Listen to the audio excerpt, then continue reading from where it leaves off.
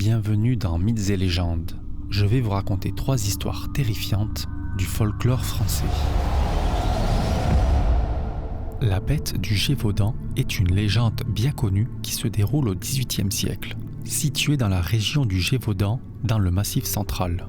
La légende raconte l'histoire d'une créature mystérieuse et meurtrière qui terrorise la population locale.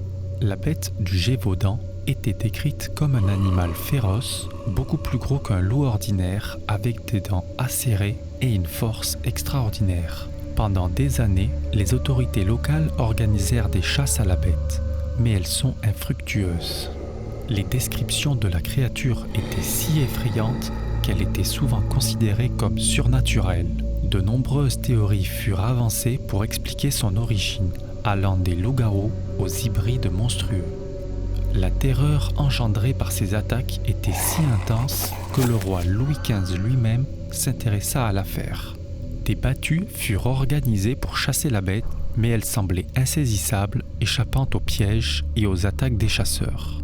La bête du Gévaudan fut finalement abattue en 1767 par un chasseur local nommé Jean Chastel qui utilisa une balle en argent, renforçant la croyance en un caractère surnaturel de la créature. La légende de la bête du Gévaudan a inspiré des récits, des livres et des films d'horreur. Elle est également associée à de nombreuses théories et conjectures, mais le mystère entourant les attaques de la bête demeure en grande partie non résolu. La légende de la ville engloutie d'Is est une histoire tragique et mystérieuse qui remonte à l'ancienne Bretagne. Selon la légende, Is était une cité magnifique gouvernée par le roi Gradelon. La ville était protégée par une digue impressionnante, avec une porte massive qui devait être ouverte à marée basse pour permettre aux navires d'entrer et de sortir. Cette porte était contrôlée par une clé détenue par la fille du roi Dahu. Dahu, séduite par le diable, ouvrit un jour la porte pendant une tempête, permettant à la mer furieuse de submerger la cité d'Is. La ville fut engloutie en une seule nuit, entraînant la perte de milliers de vies.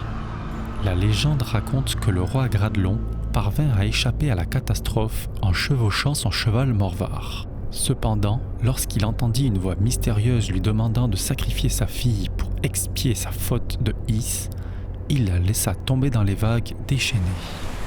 Certains prétendent que les jours de tempête, on peut encore entendre les cloches de Is sonner sous les vagues et parfois apercevoir les ruines de la cité engloutie. La ville de Domfront en Normandie est le lieu d'une légende sombre et poignante connue sous le nom du Purgatoire des enfants. La légende remonte au Moyen Âge et évoque une tragédie impliquant des enfants et un ancien couvent. Selon la légende, au XIIIe siècle, un groupe d'enfants avait trouvé un passage secret menant à un souterrain sous le couvent de Domfront. Ils décidèrent d'explorer ce mystérieux dédale de tunnels. Cependant, quelque chose tourna mal et les enfants ne revinrent jamais à la surface.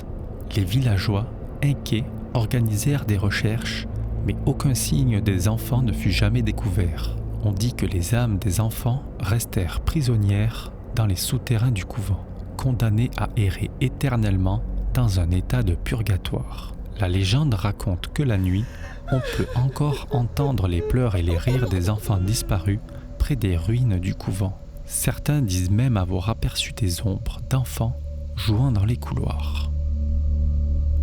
Merci d'avoir regardé cette vidéo.